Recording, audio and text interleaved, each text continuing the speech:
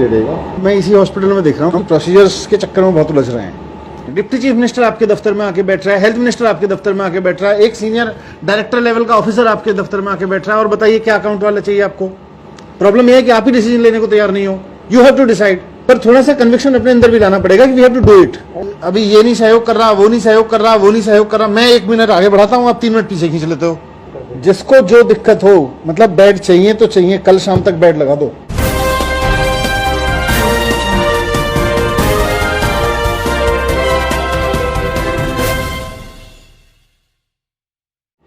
और जो कहता हो कि मैं अप्रूव नहीं करूंगा, उसको बोलो सस्पेंड कर दें, घर में बैठ। फिर यार 4 दिन हो गए मैं मेहनत करते हुए, सारे 150 बेड के हॉस्पिटल में 2 दिन के अंदर अंदर 500 बेड लग गए।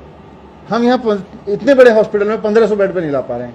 कोई भी चीज जो अप्रूव होनी है, सचिवालय बाद में जाएगी, पहले अप्रूव होकर इम्प्लीमेंटेशन हो जाएगी। उस डायरेक्शन के लिए आपको पावर चाहिए, राइटिंग में आपके पास पावर्स हैं। File process, permission, secretariat, directorate का कोई वेट नहीं करना है। कोई भी चीज जो आप लोगों को चाहिए, जो आप लोगों को डिसाइड करनी है, every decision has to be taken here only. You direct them, you allow them, you write on paper and allow them. उसके बाद वहां से अप्रूवल होती रहेगी। ठीक है, आपको कहीं धर्म संकट है कि भाई मुझे क्या बोला जाएगा, आप मेरे को एक व्हाट्सएप पे भेजो, सर मुझे ये जरूरत है, if you can approve it I will approve. जब डायरेक्टरेट में भेजो फाइल, उसको लगा के भेजना कि deputy CM has already approved this on WhatsApp.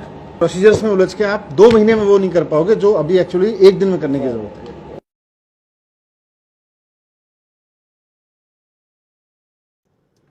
Good morning मेरे परिवार वालों और मेरे फ्रेंड्स।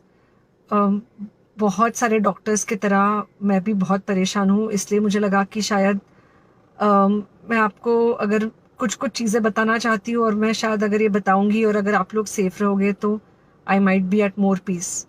जैसे आपको सबको पता है कि बॉम्बे की हालत तो बहुत ख़राब है, और धीरे धीरे बहुत सारे शहरों की और बहुत सारे स्टेट्स, इवन टाउन्स की हालत ख़राब होते जा रही है। बॉम्बे की हालत तो इतनी ख़राब है कि हमारे हॉस्पिटल्स में आईसीयू बेड्स वेटिंग पे है, पेशेंट्स के लिए बेड्स नहीं है।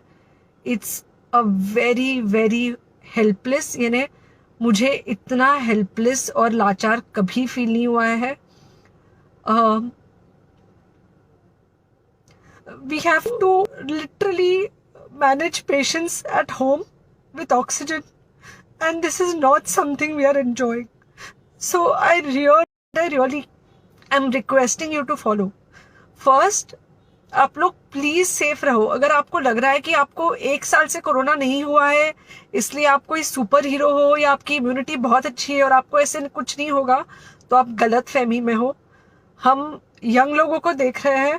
I mean, we have a 35-year-old who's on the ventilator, and we are not able to help people now. So we really don't want any of you to be in that situation. So sorry. I think ये जो emotional breakdown है, हम doctors में अब सबको कोई ना कोई समय हो रहा है, because we've not been so helpless. Okay, so most importantly, please take care of yourself. Right now COVID is everywhere around you. Okay, तो अगर आप घर से बाहर निकलो, maybe you're meeting your friends, maybe you're meeting your family, it does not matter, you have to be masked. Okay, just because आपको अभी 1 साल से कोरोना नहीं हुआ है या आपको पिछले साल कोरोना होकर जा चुका है, इसका मतलब ये नहीं है कि आपको वापस कोरोना नहीं हो सकता। You can still get COVID. तो please keep yourself very well masked at all times.